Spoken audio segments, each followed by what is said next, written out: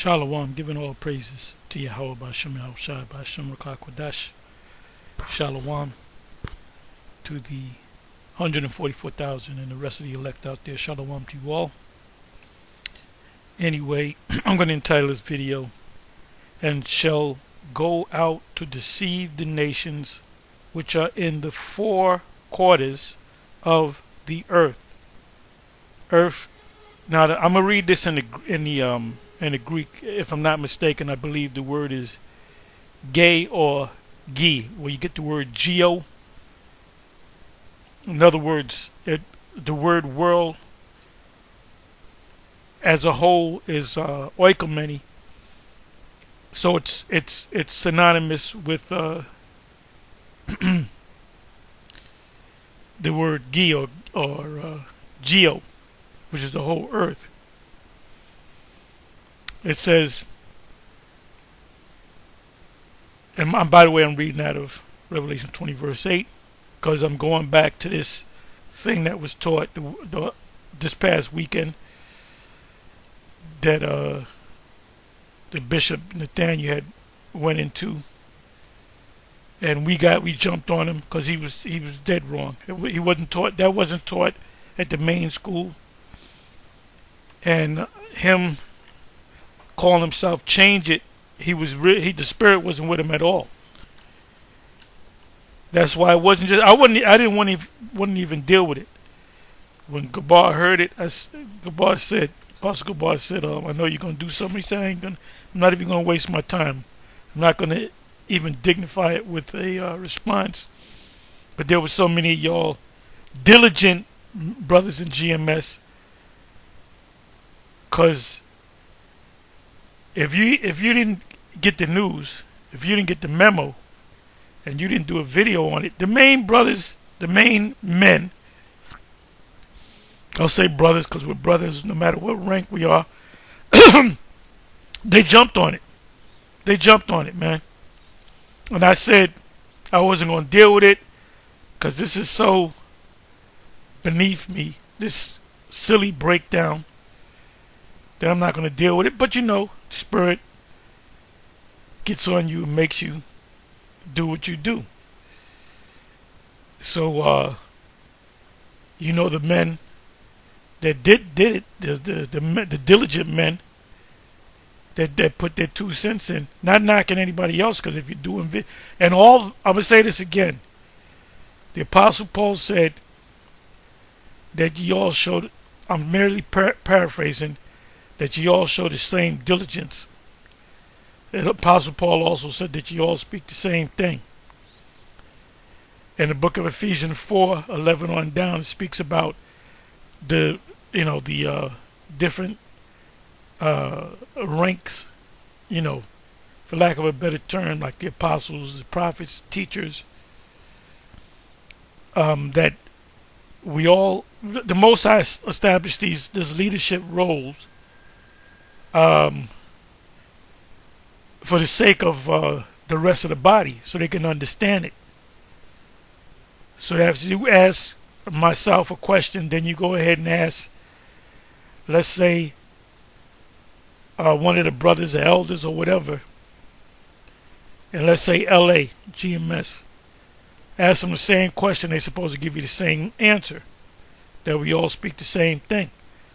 If there's a individual or individuals in GMS that believe that hell is a place that you burn, your spirit burns in forever, he's got to get, you don't just kick him out, but you got to correct him. You got to say, well, why are you teaching this?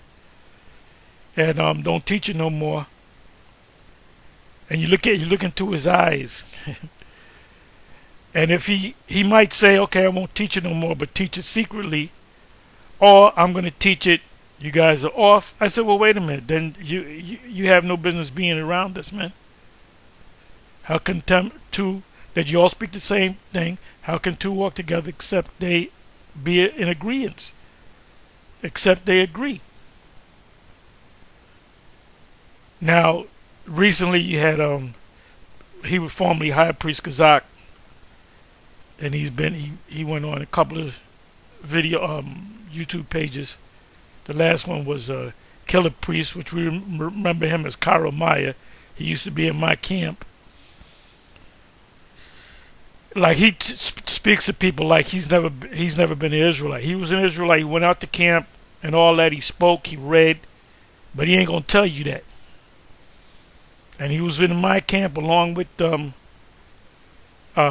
Bishop Nathaniel. That now, look, Bishop Nathaniel wasn't teaching that bullshit back there because he would have got checked. He would have got checked.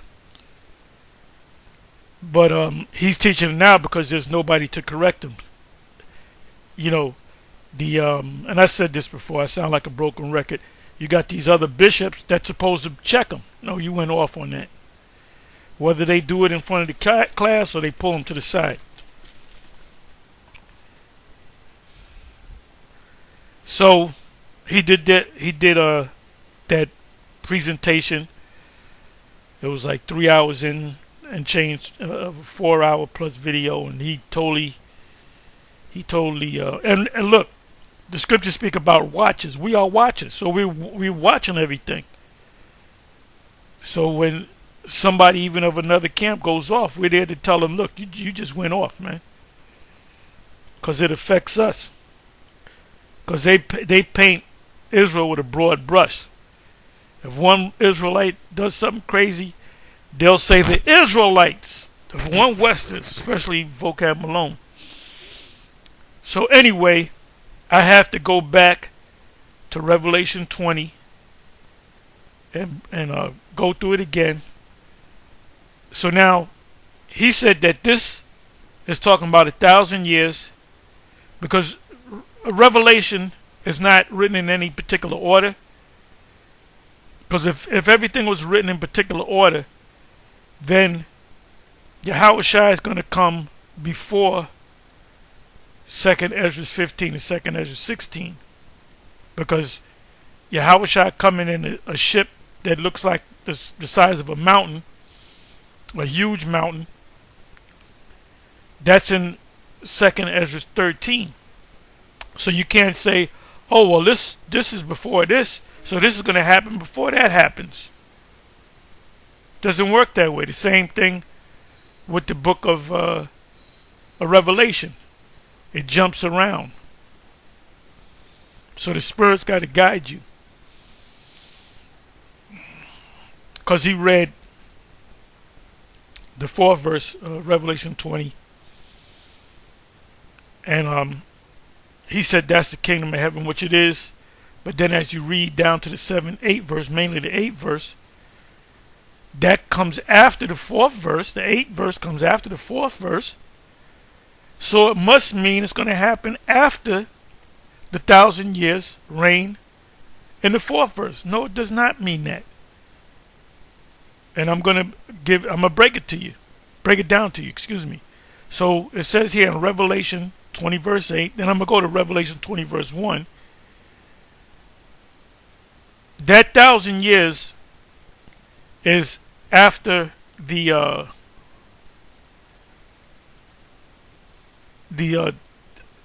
Dark Ages, when we were in power and they did not have power. And then they came out of that Dark Age period through a thing called Renaissance. They must be loose for a little season, right? That's what this is talking about. And the 1,000 years is not talking about the 1,000-year reign of the Byzantine Empire. It's talking about the kingdom of heaven.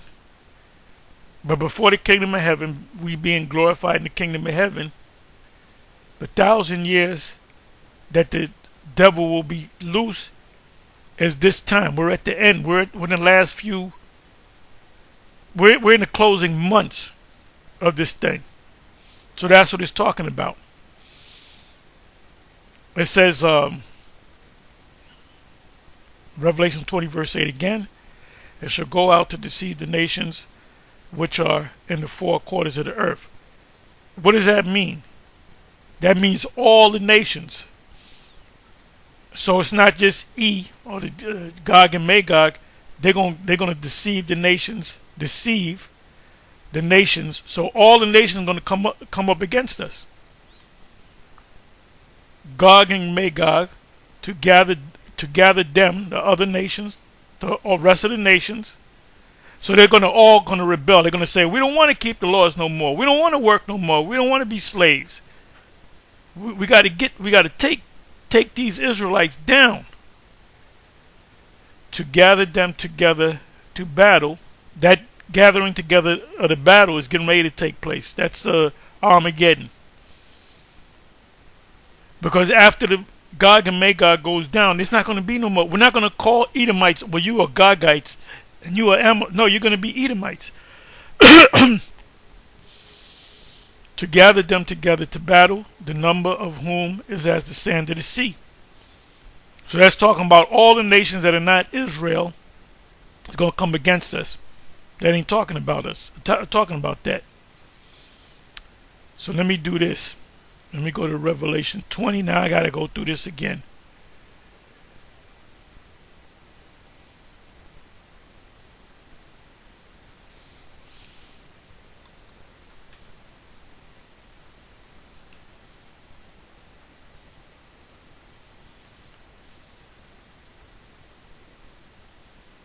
I'm not going to read the whole chapter.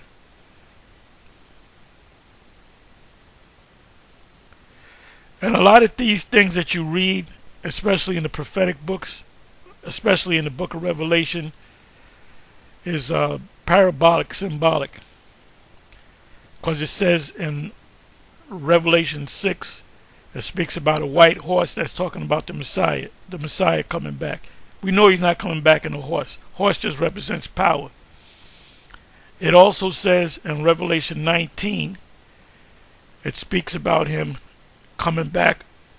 Did he come back on a horse? Give me a second. I think it also says white horse. I'm positive, but I just want to check.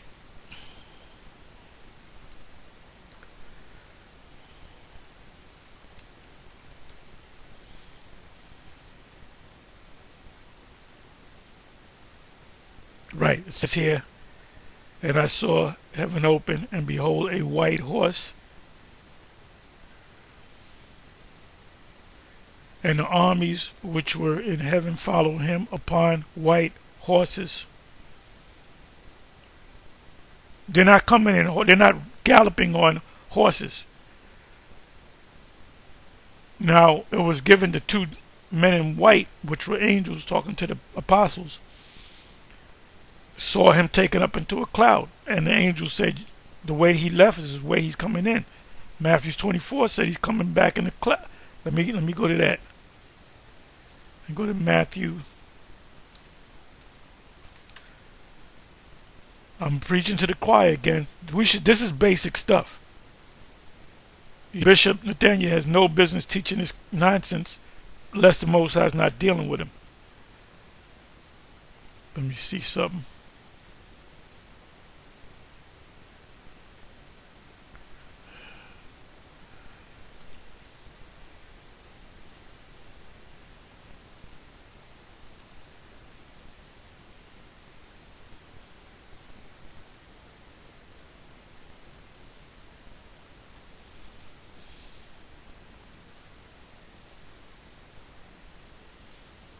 There it is, clouds. Coming in the clouds of heaven. So in Revelation 6 it says he's coming on a horse. Revelation 19 he's coming on a horse. Ezra said he's coming on a mountain. In Matthew it said he's coming as a cloud. Acts 1 says he's coming as a cloud. So what is it? It's all parabolic. The cloud represents a gigantic so-called UFO. The horse in Revelation 6 and Revelation 19 is a gigantic UFO. Ezra saw it as what it was, but he described it as a mountain.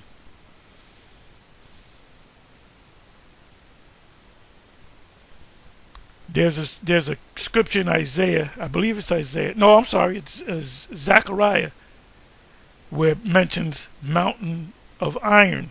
Let's go to that real quick. See, this is why these Christians can't get it, because this book is written in code.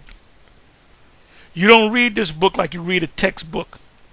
Or page 1, page 2. If you say, I'm going to jump to page 6, you're going to miss something. So you got to do it in order. The way these scriptures come out, precept upon precept, line upon line. And the scriptures, especially the prophecies, are written in, allegories, in code, in parables. Why speaketh to them in parables? Because it is not for them. It was not given to them, but given to you, to know the what? The mysteries, mysterion, of the kingdom. That's why these Kemetic guys can't get it. Most High didn't open up their mind, and they're going to be destroyed. Any of you Israelites that's going against what the scriptures say, you're going to be destroyed.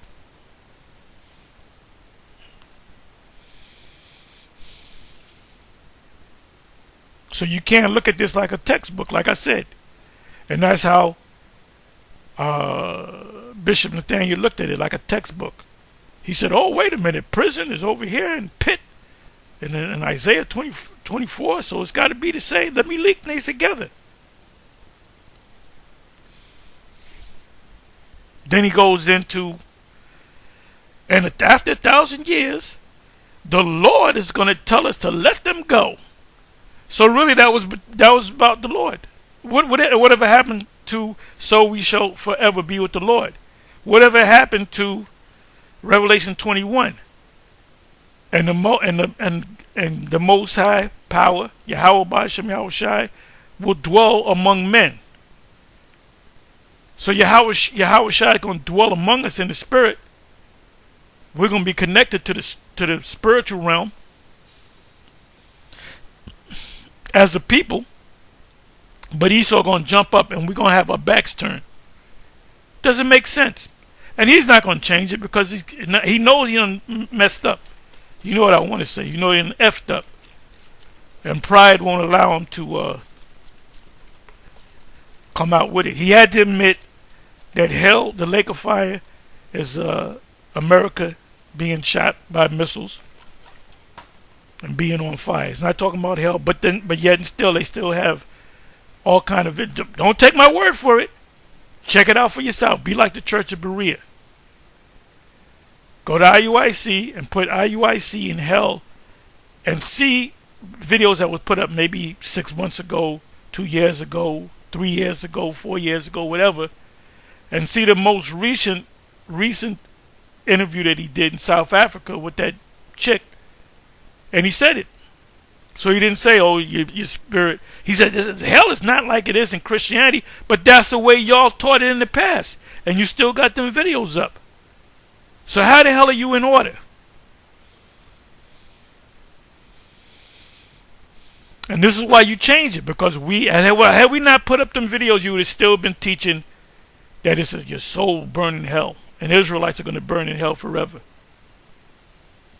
Because no other camp was going to correct you. We're the only ones that correct you. Okay, so where am I? Okay, I wanted to go to Revelation. Let me come on back to Revelation 20.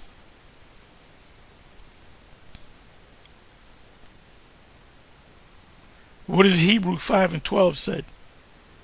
Ye have need that one teach you again. Right? You got to go back to the milk. Revelation 20.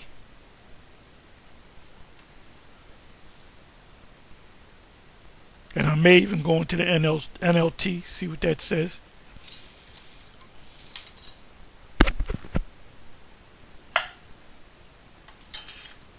That what's happening over there in the Middle East is a genocide. They don't give a damn about babies. It's a genocide, and the first casualty of war is the truth. So one group is using lies instead of truth to justify what they're doing.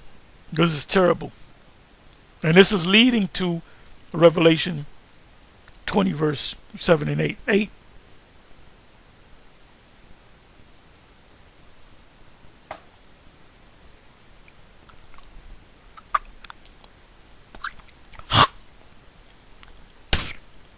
I'm drinking this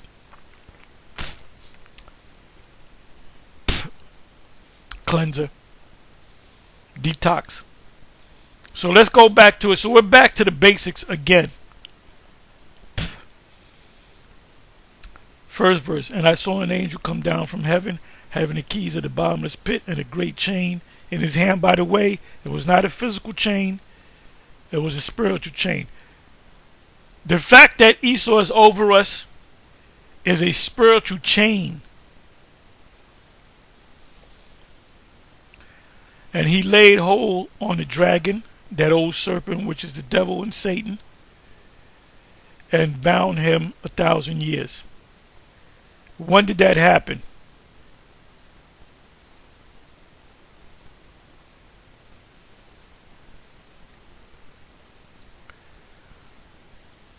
That happened during the Dark Ages. Now it said 1,000 years. Now check this out. It said the Dark Ages in Europe. Dark Ages is code for we were ruling. Dark people were ruling. Dark meaning a dark time. For who? For Esau. Because what empire did they rule before the Dark Ages? The Roman Empire. The Roman Empire was taken over by Israel. And it did not happen in 193 AD with Septimius Severus. It happened with Nerva. He came after, and I keep saying that, he came after the younger brother of Titus. Nerva came in 96 AD, and I forget how many years he ruled. And then you had a succession of emperors, and they were all Jake. Matter of fact, I believe he was considered one of the 5 good emperors. And why was he considered good among the other 5? Another one was matter of fact, you know what I'm gonna do? Let me do this. Let me do this here.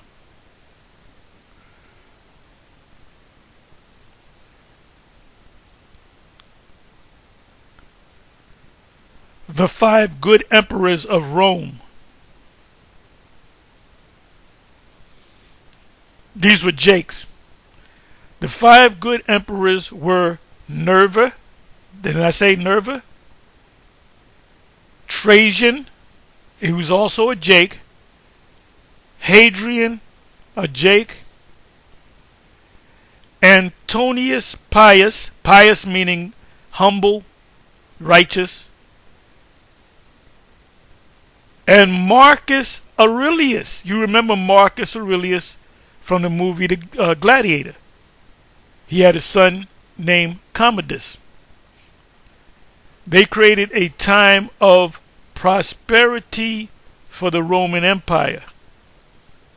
They were helping Jake, and anybody that was a part of the empire, they were doing good.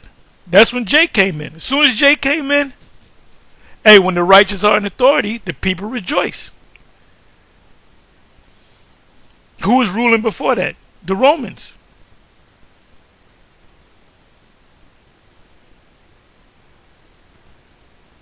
Let me see this. Who was considered the best Roman emperor?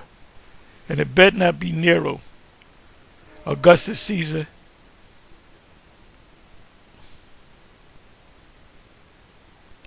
And remember, you had Jakes that was in high positions, positions of rulership. The centurion that the Lord healed his servant. So the Lord wasn't against slaves. He wasn't against that. If you legally got a servant, you can have a servant. He wasn't against. He said, "Why you? I'm not going to heal him." He said, "Please heal my servant so he can work. He's sick. Please heal him so he can keep working for me." That's slavery. That's servitude. Who was the last good Roman Empire? That was Marcus Aurelius. So you had Gazak mentioned when he did the interview with. I'm all over the place, but I'm gonna get back in the middle. He had mentioned on Carmichael show, Killer Priest show, that he mentioned Septimius Severus 193 A.D. That's what they found out back years ago, back in the 90s. The first Jake ruler, and there was one Jake ruler. There was another one. I believe that was Ortho or Galba. If you look up busts of Ortho and Galba, they took a lot of them down. But if you search hard enough, there's one bust of him of either. I think it was Galba. That's another class, and you can see he has Jake features. Another thing, these emperors didn't have beards. When Jake ruled, they had beards. There were maybe a couple of them that didn't. Like Marcus Aurelius, he had a full beard. He was a Jake. He was a Stoic. He wasn't into riches and living a glorious life. He was a Stoic. He was a disciplinarian.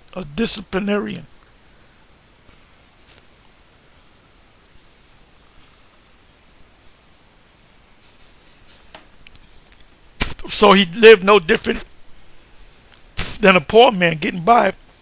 A lot of these super rich Edomites, they live out in the woods. They go mountain climbing. They live that hard life, man. They got that money, but they drive regular cars. They don't wear jewelry.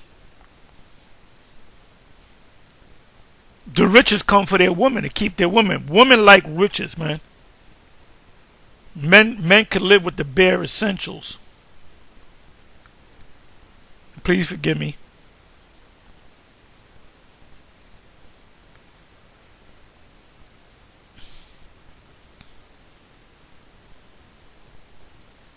Marcus Aurelius, the last good. And they betrayed him. They had this guy, what was his name?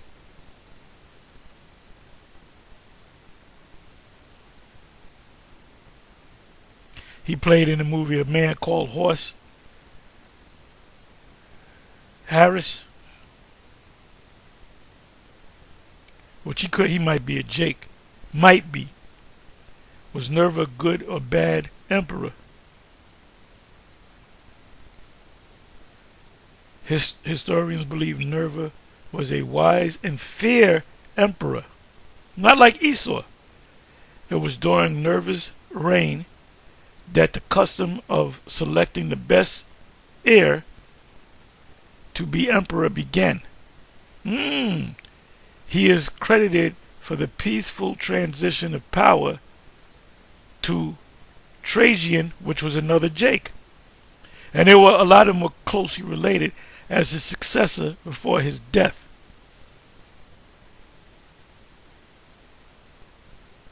A rich Roman emperor killed Jesus. Tiberius, that was during his reign. He didn't kill him. Who was the most like Roman emperor? Look at that. The 5 good emperors. Nerva, he reigned for 2 years. Trajan, almost 10 years. Trajan, Hadrian, who was emperor from, so he goes 18, almost 20 years. Antonius Pius, who reigned about 20, a little bit more than 20 years. And Marcus Aurelius, almost 20 years. And they die, So they lived to be, some of them lived to be 80. Notice right here, I believe that's Marcus. You see the beard? See the hair?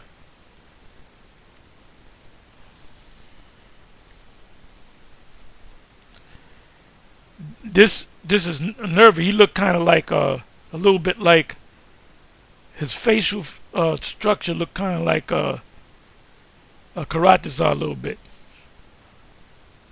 If you look, See how they have like fuller faces? But they're Edomites. They got him looking like an Edomite. Look, the real busts are Jake's. So anyway, please forgive me. So let me tell you about. Let me show you the 1,000 years. I'm not telling you about when the 1,000 years happened. I'm showing you. It said the Dark Ages in Europe occurred between 500. Actually, it was 325, but Esau was still kind of in power. They were kind of losing power.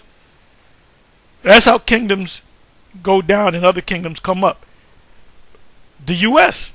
is going down. You got the BRIC nations, and you got the BRIC nations. You got all these alliances, Russia, China, that are going against NATO and the EU, which includes America. So America's not down and out, but it's going down. The sun is going down on this place.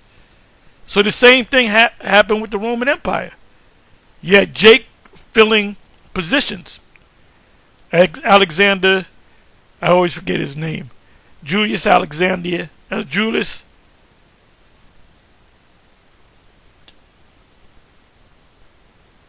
Julius Alexander, I forget his third name.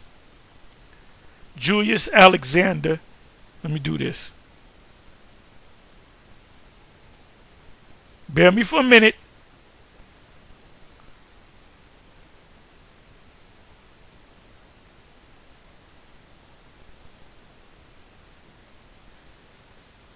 Julius Alexander of the Roman Empire.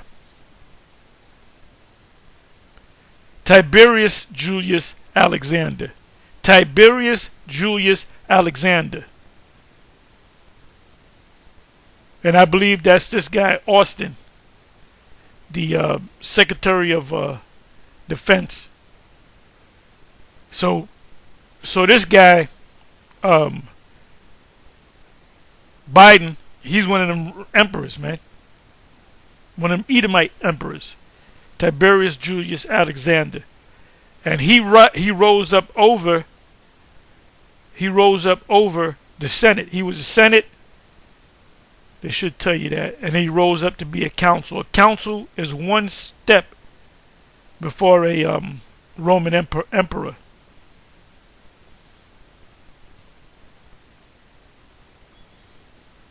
So he could have been, he was, look, the prophecy had to be fulfilled that of Vespasian, Titus, Domitian, really Vespasian, Titus.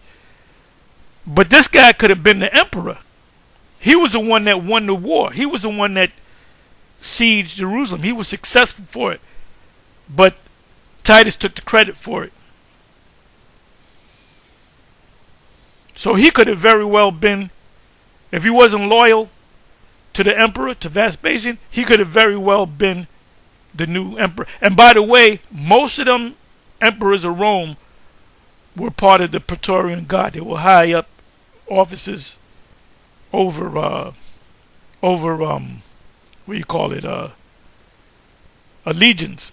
All right, and that whole concept of allegiance goes back to Esau when he had his armies.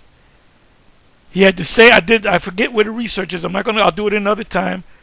But it shows you that Esau had legions, and they would have horsemen, they would have footmen. They would have about 600 horsemen, and the rest of them were footmen. That's what Esau did. That's where Rome got it from. They got it from Esau, which they are the Edomites. They're the descendants of the Edomites. So all this truth is coming together. This is the lie that this man's been hiding, and we uncovered it, man.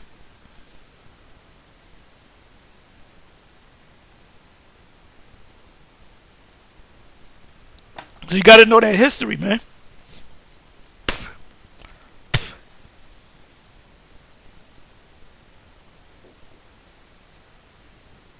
Oh, let me check this. What religion was Tiberius? Tiberius Julius Alexander.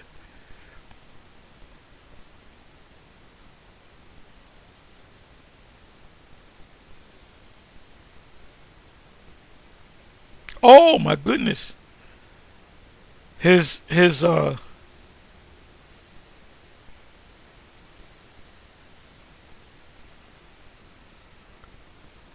Wait a minute. Okay, I'm sorry. This is Tiberius. Tiberius, not Tiberius Julius Alexander. His prowess of his profession provoked the jealousy of the Roman Emperor Commodus.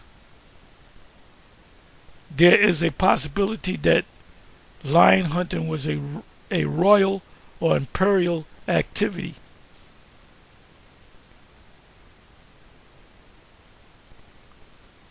Is this the same Tiberius Julius Alexander? Let me click on that. Okay, this is a different Julius Alexander. That was a common name. But he could have very well been the emperor, but prophecy had to take place. The Flavian dynasty had to be in power. That's the only reason why he didn't become emperor. And like I said, the Praetorian Guard, most of these, damn near all of them that was put to death by the Praetorian Guard. And most of the Caesars were Praetorian Guard. They were generals. You know, they were commanders. You know, heads over legions. You got people in the military that become presidents, right?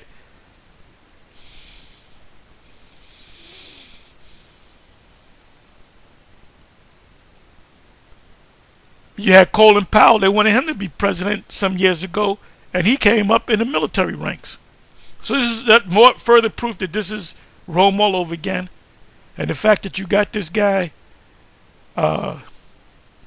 whatever his name is, Austin, the Secretary of the Defense. He's in a high up position, and he's well respected among them Edomites, man. Colin Powell, another one. So they had to be back there during that time period. So I'm going into a Roman,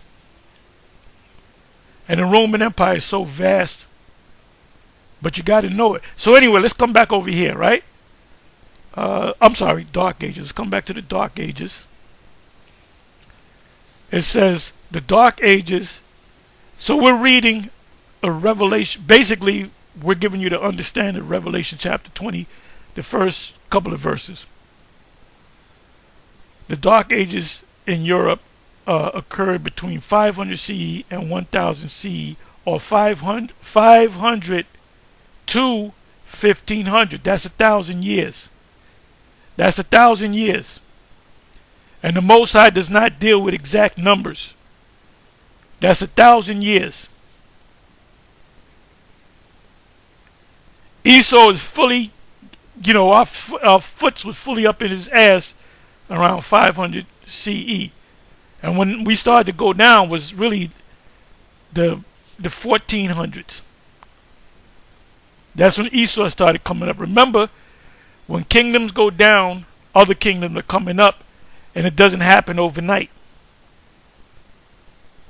You see this, when you go back to Israel, the Israelites, our foreparents, in the wilderness for 40 years, when they came out, the first nation that was concerned about them coming out as an army was the king of Moab. That's why he put a curse on them, because he said they're going to take shit over. They're going to take my kingdom over. They're going to take Ammon's kingdom over. They taking shit over. So he said to Balaam, put a curse on these people. By the way, the Israelites killed Balaam. If you want to know what happened, or whatever happened to Balaam, the Israelites came against the Midianites and killed him. He was a chief guy. Most High opened up his eyes to see now.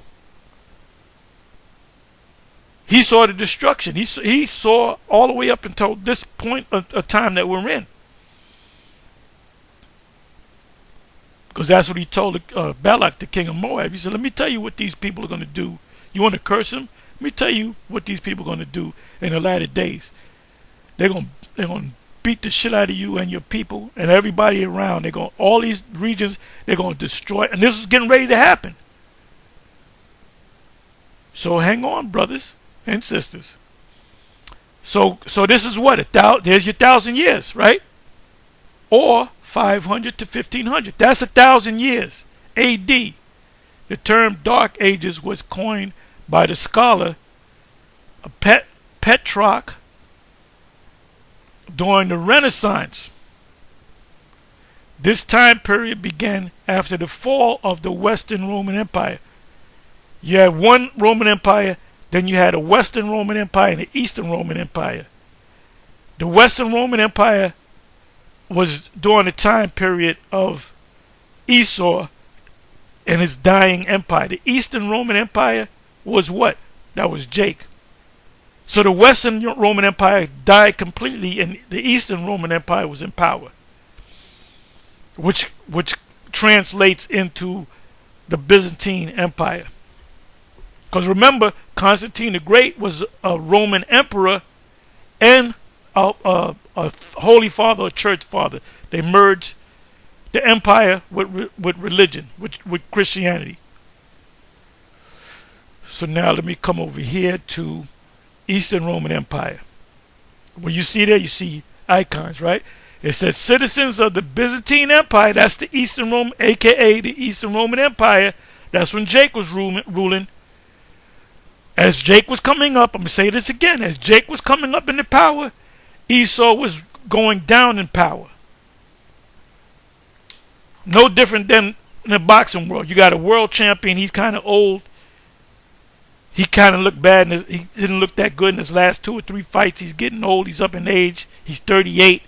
Then you got the young guy that's 20 years old. He's knocking everybody out.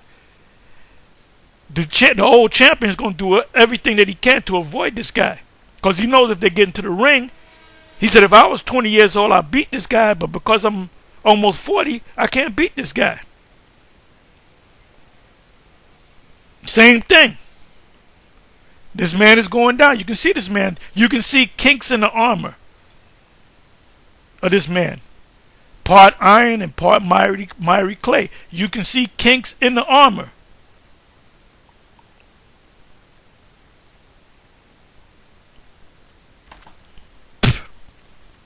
If y'all want to take a break, take a break. Citizens of the Byzantine Empire, and we know that that's Jake. The Byzantine Empire, from the first emperor to the last, when Jake started going down, who took over? Esau. Esau started coming up into power. They had to take down the Moors. The last stronghold of the Moors was Granada. What the exact year was 14 something. And then they had to take down, it was the Turks, which were Edomites, which embraced the religion of Islam, took down the Christian empire. So they were Edomites. And the power didn't come from Rome, the power came from Spain. Then the power went from Spain to Great Britain. Then from Great Britain to America. Citizens of the Byzantine Empire strongly identified as Christians. Christians is code for what? Israelites. Just as they identified as Romans, because we were in the region of Rome. Emperors seeking to unite their realm under one faith, recognized Christianity as the state religion, and endowed the church with political and legal power. So if you go to images, you can see how they whitewash these images, but these are icons which were dark people. They did a thing called iconoclasm. Like here, okay, you can see the guy's Jake, but he's light. Look at this. They lighten them up. But you look at the hair. It's not straight here.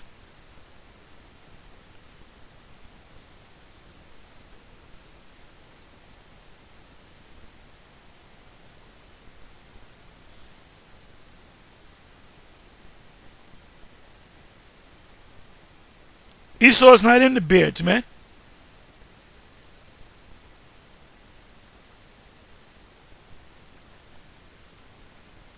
That's just a straight up fact.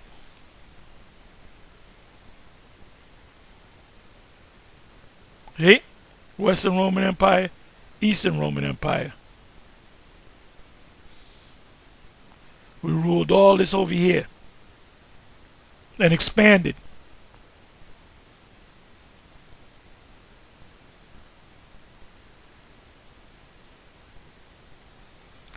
A symbol of the Roman Empire was that eagle with the crown on. That was when Jake was ruling. And you had the two heads. The two heads represent watching over, being watchmen over the east and over the west. So we took this man down.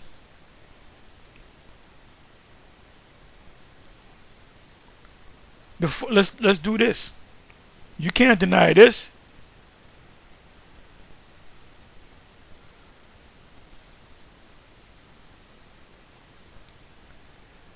The four tetrarchs.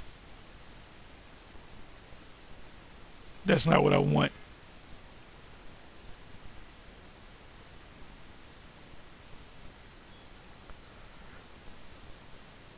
This is what I want. 300 CE. So this was before Constantine the Great sat on the throne. You had four that ruled.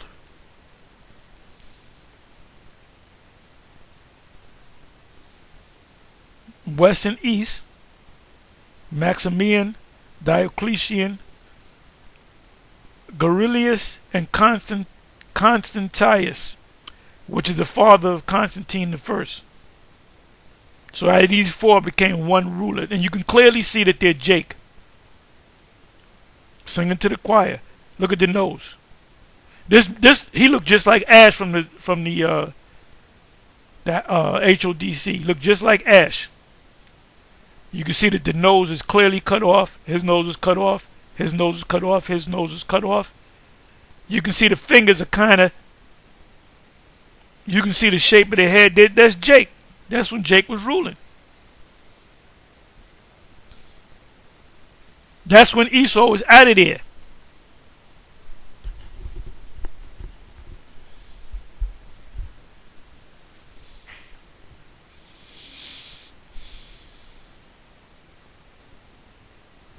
Let me come on back.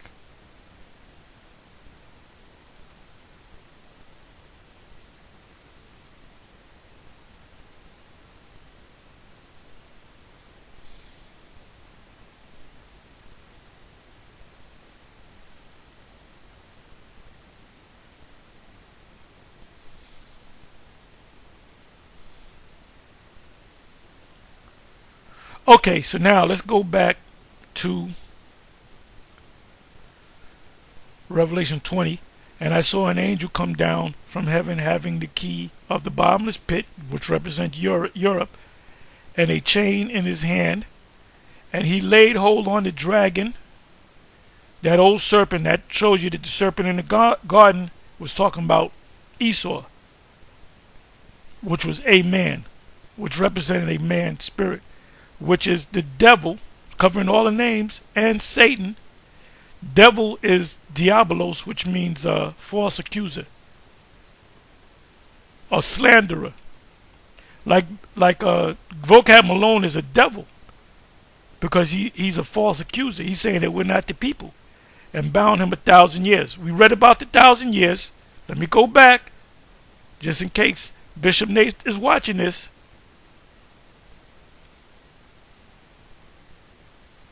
Let me see something. That's 1,000 years. That's exactly 1,000 years. I'm sorry, let me do it this way. Or from 500 to 1,500. That's your 1,000 years. It wasn't dark for us, it was dark for them. And he laid hold on the dragon, that old serpent, which is the devil and Satan, and bound him 1,000 years. You want to give more of exact date?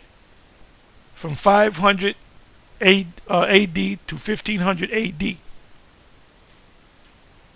Or from 325 AD to about what is it, 325 AD to 1350 AD. Because we started going down and they started coming up. And that's how kingdoms get taken out. Except for the pagan Babylonian kingdom. That was a surgical strike. Third verse. And cast him into the bottomless pit and shut him up and set a seal upon him. Just like there's a seal on us. Well, we can't take this man over. We can't take this. You're stupid if you're going to take this man over. Spartacus couldn't take this kingdom over because the Most High put the spirit on the Roman Empire to rule for a certain amount of time, which number he can't go past. Job, that he should deceive the nations no more. So how did he deceive them? By the Roman rule. You got to do what we say do. Till 1,000 years should be fulfilled, and after that, he must be loose a little season. That little season is right now, ladies and gentlemen, which is about 500 years.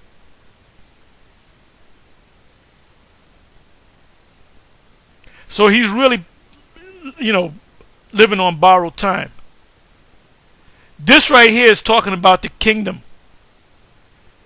The mark on the forehead did not take place in the Roman Empire. This is talking about now. But what's going to happen to these people that endure this, that don't take the mark? They're going to reign 1,000 years. And the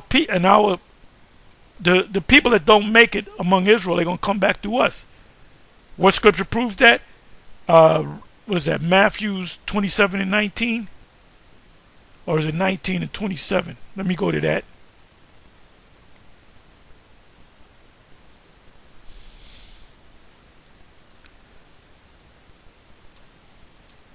Matthews 27. Let's try this at 19. Or vice versa.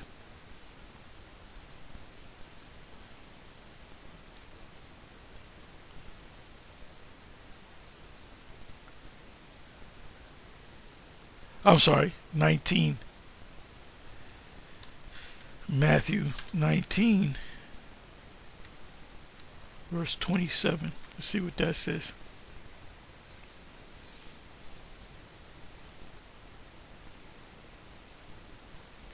Then answered Peter, Behold, we have forsaken all and followed thee. What shall we see thereof? And as you read down, right, that's talking about the kingdom, right? It says we're going to rule over the 12 tribes. So them people that died, they're going to come back. And it says, and everyone that have forsaken houses or brother and father, wife, children, or lands for my sake shall receive what? 100, receive your family back. So if they die, let's say you got family members that died, your son or whatever. He took the chip, he dies, he's going to come back through you.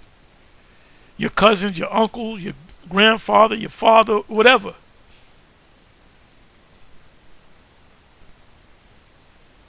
So ain't no Israelite going to burn in no mystical hell.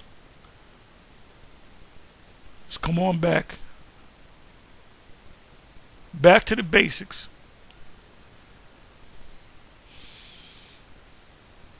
So what is this talking about? This is talking about us being in the kingdom.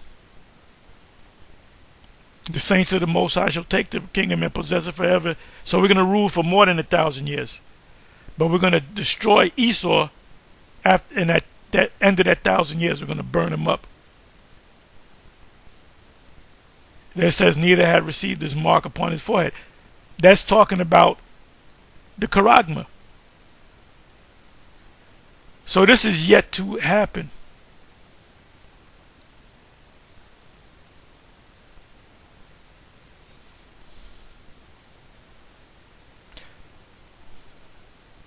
The rest of the dead is also talking about the other nations too.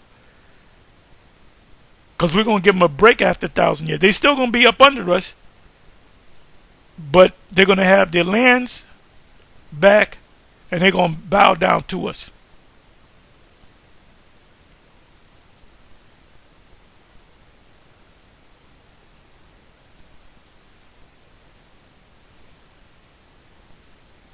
Right, the second death is talking about what? What's the first death? It's the flood. The second death is fire. Peter said that. The apostle Peter said that.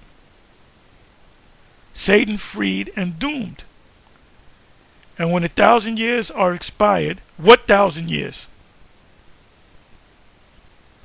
This 1,000 years.